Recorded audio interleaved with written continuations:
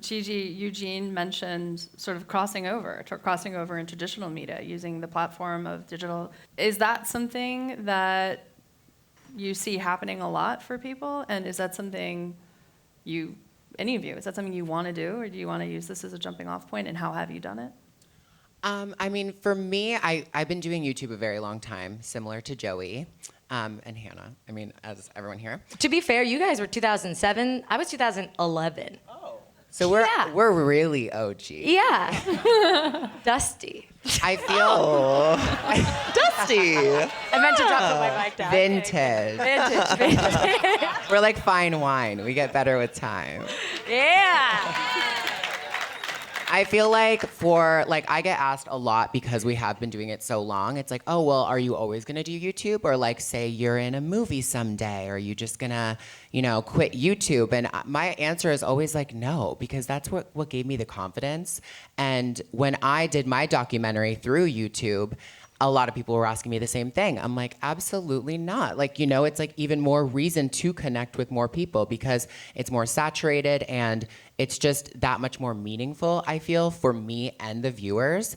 But also, whenever I see Lily, who is a fellow Canadian girl, just got a late night talk show, which is like maybe the most mainstream thing ever.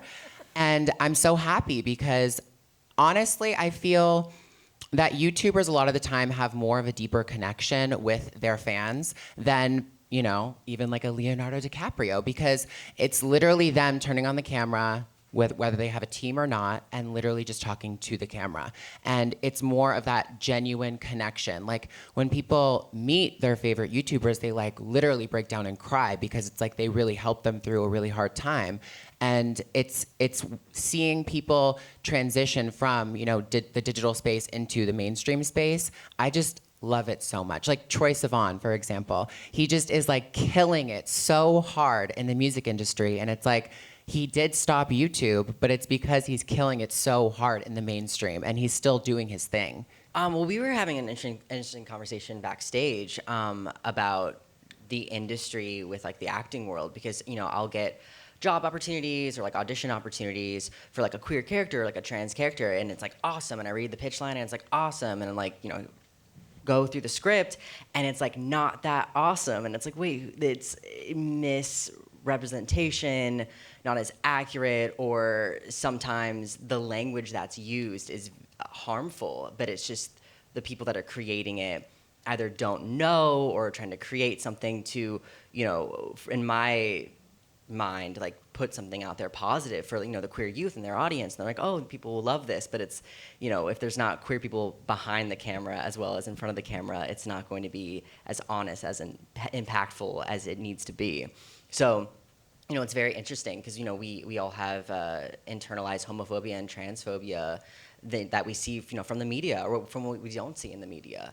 It's not always someone saying something to you, but it's what you're saying to yourself, or you're holding yourself back in a certain way because you're not seeing yourself represented accurately or at all.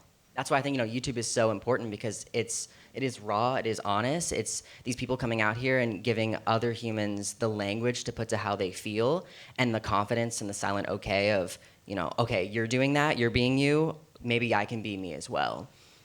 So I grew up watching like all these humans, like religiously through my early teen years and garnering that language and arming myself with that community. And even though it wasn't people that I knew personally, it was people that I felt like I knew personally because I didn't have that in my hometown, in my small bubble of like my home, my school, and my place I grew up in. So yeah, it's very, very important that these stories are being told.